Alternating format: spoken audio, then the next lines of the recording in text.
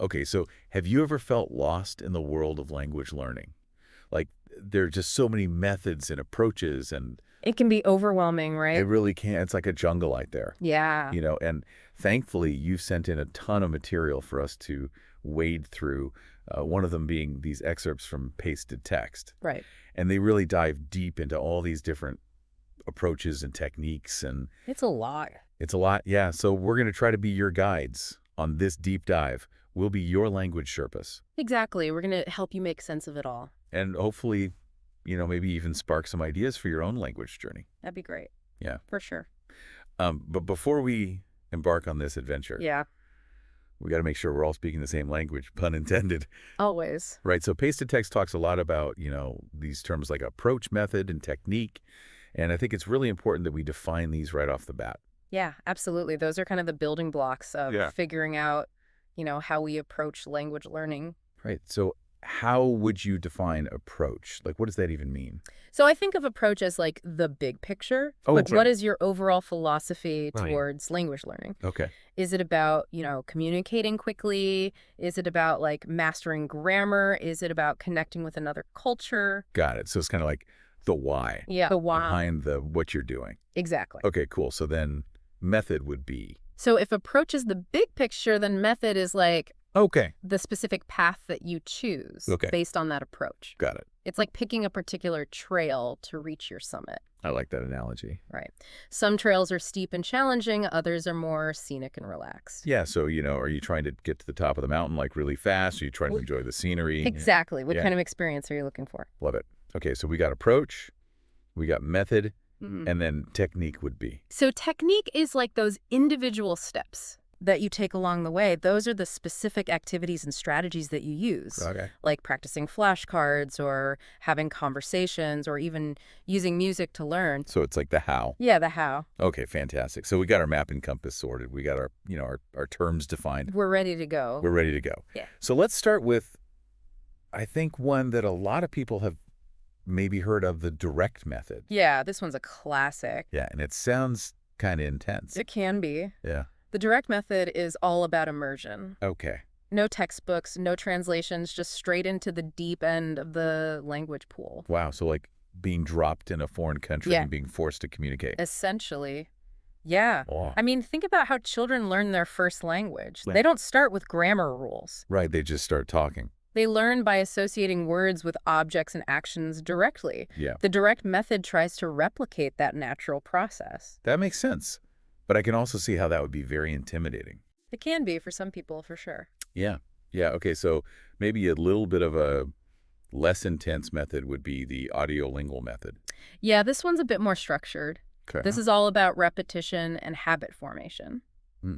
So remember those language labs back in the day Oh, yeah. with the headphones Yes. and the endless I drills? spent many hours in those. That's the audio-lingual method Got it. Yeah. in action. So much repetition. Lots of repetition. Yeah.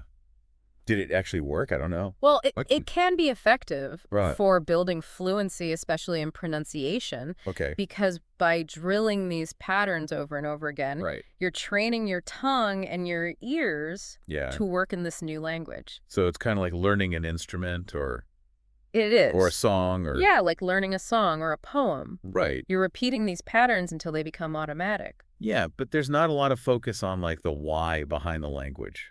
Not so much. No, this one is more about the how Got it. and the why. Okay, so then that brings us to maybe something that would focus more on the why, the cognitive approach. Right. So this is for the people who really want to understand Yeah. the nuts and bolts Yeah. of the language. So this is for like the grammar nerds. Some people might say that, Mm-hmm. but it's not necessarily about just like rote memorization. Yeah. It's about giving you the mental tools to build your own sentences Right. and to express yourself creatively. So it's like having the blueprint. It's like having a blueprint Okay. that you can then adapt and modify. Love that. Okay, cool. So we've covered kind of three of the big ones, the direct, the audiolingual, and the cognitive. But pasted text goes into a bunch of other ones too. It does. There are so many different approaches. There's so many, yeah, like total physical response, the natural approach, Suggestopedia. Right. Do you think we could touch on those, or do you think? I think we could, but, we don't want to overwhelm everyone Right. with, too much information. every single method, because it's really about Finding the one that resonates with you. right. And I think we've given a good overview of kind of like the major categories. The major categories, yeah. So if any of those sound interesting to you, dear listener, go ahead and look them up. Yeah, do some more research. But I think for now, let's move on to talking about some more specific strategies Okay, sounds good. that you can use with any method. Right, because no matter what approach you choose, there are certain things Yeah. that can really enhance your learning. Right. So this is where we get into the actual like how-to tips. Exactly, the nitty-gritty. Yeah. Yeah. Okay, cool. So what are some of the big ones that pasted text talks about? So one category is memory strategies. Okay. These are things that can help you remember new vocabulary and grammar rules. Yeah, because that's like the hardest part, right? It can be a lot of information to absorb. Yeah. So things like using imagery, creating rhymes, or even breaking down words into smaller chunks. So like instead of trying to remember supercalifragilisticexpialidocious all at once, I would just break it down into smaller parts. Exactly. Make it more manageable. Got it. And then there are cognitive strategies. Okay. These are about engaging with the language actively, not just passively absorbing it. So like instead of just reading a textbook, I'm actually like, trying to Right. use the language. Exactly. Okay. So things like summarizing what you've learned, asking questions, or even trying to explain concepts to someone else. That makes a lot of sense. Yeah. And then there are compensation strategies. Okay, what are those? So these are for when you inevitably hit those moments where you just can't remember the right word.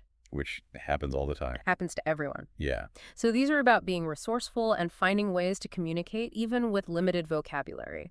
So like using gestures or drawing pictures or even just describing the word you're looking for. Exactly. Okay, It's all about being creative I like that. and finding ways to get your meaning across. Yeah, and pasted text also talks about these metacognitive strategies, which I thought was really interesting. Yeah, this is like being your own language learning coach. Okay. It's about setting goals, planning your study time, and reflecting on your progress. So like actually like setting aside time to study Yes. and like figuring out like, am I actually learning something? Am I not learning something? Exactly. Are the methods that you're using working for you? Right. Do you need to adjust course? That's amazing.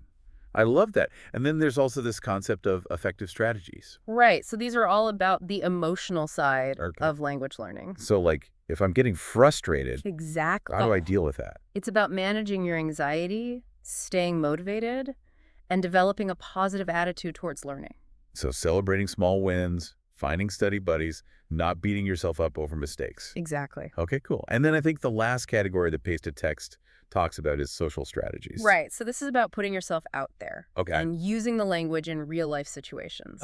So like joining a conversation group or watching movies or traveling to a country where the language is spoken. Exactly. It's I'm about with it. immersing yourself in the language and culture as much as possible. And I think pasted text also had some really great tips for, if you're a teacher or if you're in a classroom setting. Yes, it did. Like using real-life context, incorporating interactive activities, Yeah. creating a supportive learning environment. Right. Make it fun. Yeah, make it fun and engaging. Exactly. Yeah, because I think that's the key takeaway here. It's like no matter what method you're using, no matter what strategies you're using, if you're not enjoying the process, Yeah. you're not going to stick with it. It's going to be harder to stay motivated. Exactly. So make it fun, find what works for you, Yeah. find what you enjoy, and just keep going. Keep going. So to wrap up our deep dive into language learning methods, it seems like the biggest takeaway is that there is no one-size-fits-all There isn't.